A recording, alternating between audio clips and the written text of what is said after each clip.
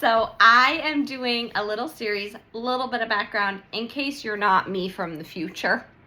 I am a nutritionist, and I decided that for the end of 2025, I'm going to see how long I can go without buying any groceries. I did this because I was noticing I've got a ton of stuff in freezers, in my pantry. I've got some like old potatoes in the corner that, I haven't used in ages because I'm not really a huge potato or squash person, but I got them in my crop share this year. So we're gonna see how all this goes. I might even do a little bit of like freezer meal prepping, because I have an entire pumpkin that really needs to get cooked.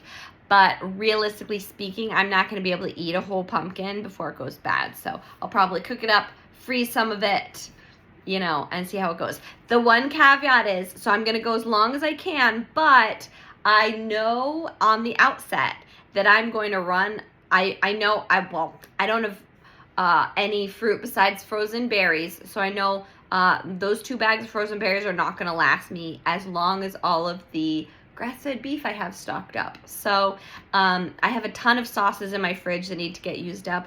I've got like soup supplies and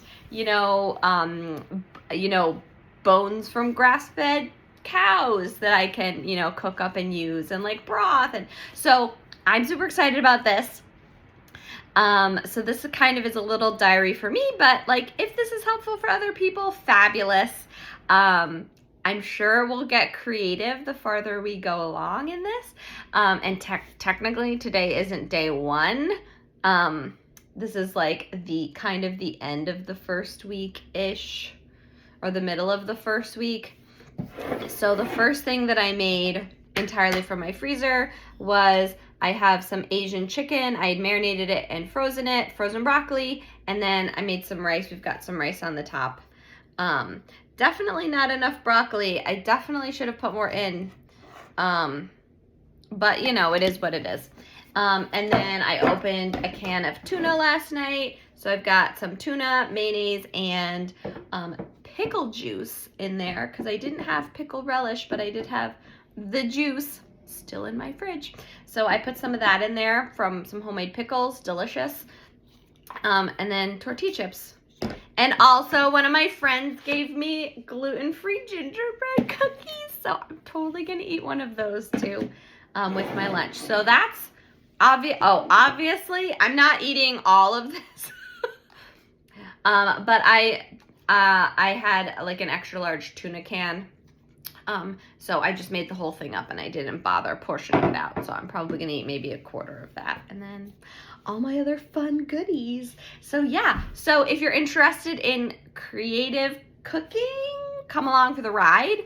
And yeah, the only caveat is I'm gonna go as long as I can without buying anything. The biggest challenge is gonna be my veggies and my fruit. I do have some frozen fruit, which is good. I also have some dried fruit, so I could probably utilize that. And I have seeds that I can sprout. So even though, I'm totally gonna run out of fresh veggies pretty soon, I can still like grow some sprouts. I can even sprout like lentils and beans and stuff too. So then you kind of get that fresh veggies. As a nutritionist, I'm not gonna forego fruit and veggie just for the challenge, right? But I want to see how far I can go while staying balanced nutritionally. So exciting times, at least exciting times for me, because I'm a nerd and I like doing stuff like this. So let's see how long Hannah can last without going grocery shopping.